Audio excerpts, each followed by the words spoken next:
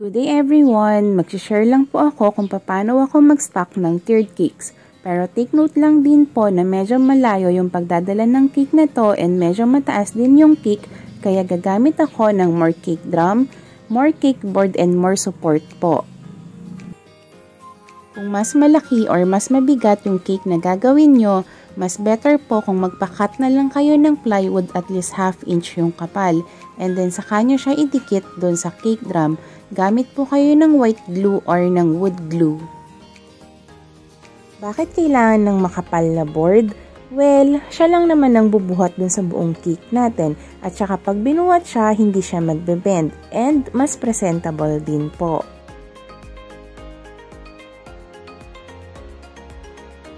Double adhesive lang din po yung gagamitin ko na pandikit ng dummy to cake drum. Pwede rin ng royal icing, white glue or wood glue.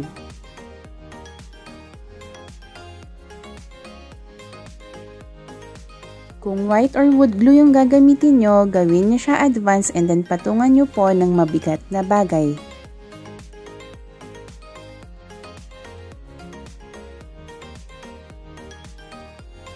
And then butasan lahat ng cake drums or cake boards na gagamitin para dito lulusot yung stick na itutusok para mag-connect yung per tier.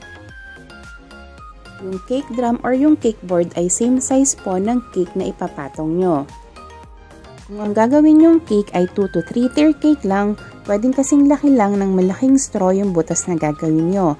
But since itatravel ko ng malayo yung cake na to, lalakihan ko siya ng konti para ma-insertan ko pa ng more stick para mas stable po.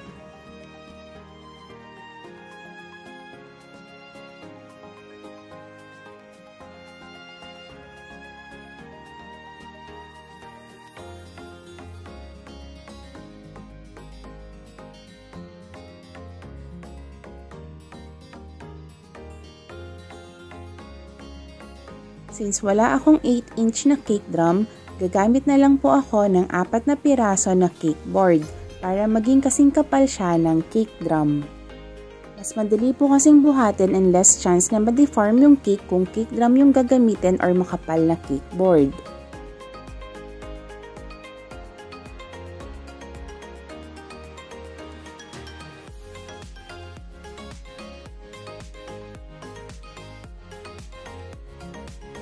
Kung gusto nyo na maging smooth yung side ng cake boards po, pwede siyang gamitan ng pinong sandpaper or lihain. Gamit din tayo ng cake board sa dummy, unless kung yung dummy tier is ipapatong lang din sa isa pang dummy. But since ito ipapatong natin sa edible cake, gamit tayo ng board para mas malinis. Para ma-sure din na hindi maglulusutan yung stick or straw or dowel na manggagaling sa ilalim na tier nito, na posibleng mangyari kapag mabigat ang topper or kung mag-a-add pa kayo ng another tier na mabigat din. Pwedeng gupitin yung excess na board kung sobra-sobra ito sa size ng dummy. Unahin ko lang po muna yung paggawa ng double barrel cake. Kailangan ng big straw and or dowel, chicken stick, or wooden chopsticks.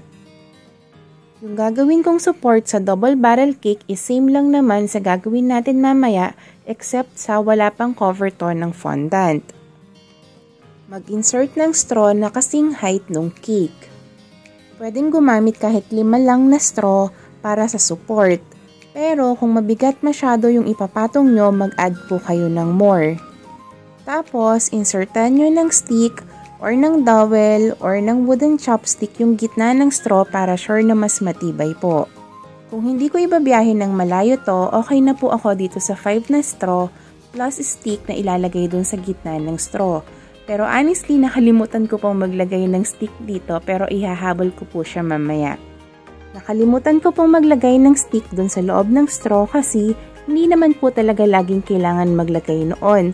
Kaya lang, may nabibili kasing mga straw na sobrang lambot din po kaya mas better na mag-add kayo ng additional na support. Depende rin po kasi yan sa bigat na ipapatong dito. Pwede rin maglagay ng straw sa gitna para dito mag-shoot yung stick na magko-connect sa per tier. So, dito yung part na dapat mag-insert ako ng stick doon sa loob ng straw, which is optional din naman po.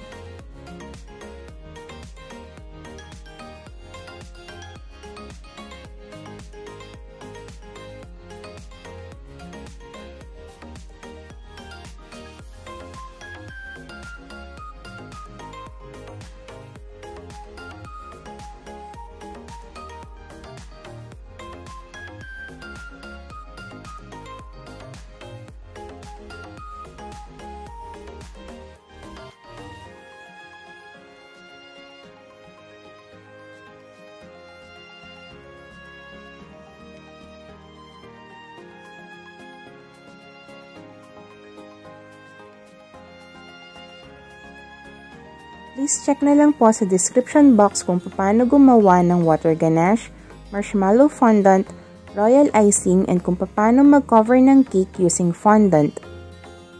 Since nakafocus tayo ngayon kung paano mag-stock ng tiered cakes.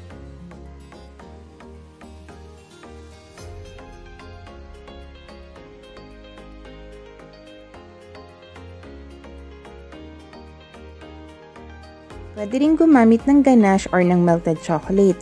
Pero sa akin po, mas prefer ko ang royal icing since tested ko na to na sobrang tibay nitong pandikit po. Pwede mag-insert na ng stick dun sa tier na papatungan para i-shoot na lang since may butas naman po yung cake drum na ginawa natin. Medyo basa yung cake na to since inisprayan ko siya ng luster dust. Tapos, bumabagyo pa nung time na ginagawa ko to kaya medyo moist yung fondant. Pero kung tuyo yung fondant cake, madali lang po siyang i-move since pwede siyang hawakan.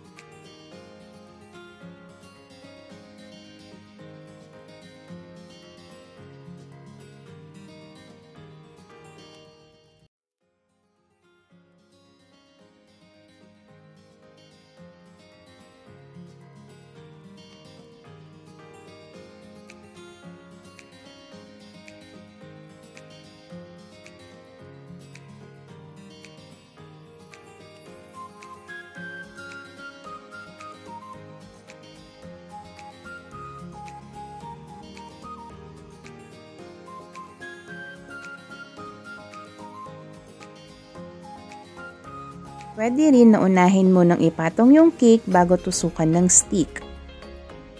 Kaya naman nating tansyahin kung saan dapat butasan since puro nasa gitna yung butas ng cake drum and cake boards po.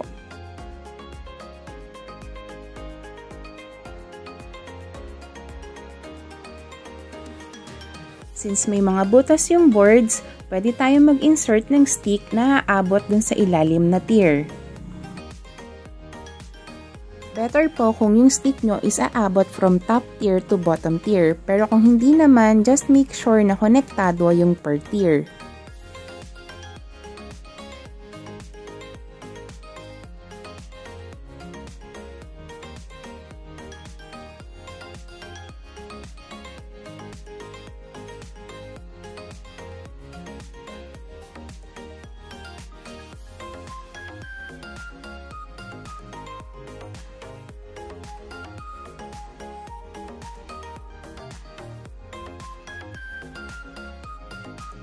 Since yung tier na ipapatong dito is dummy naman and hindi naman mabigat yung topper ko, hindi ko na po siya lalagyan ng stick.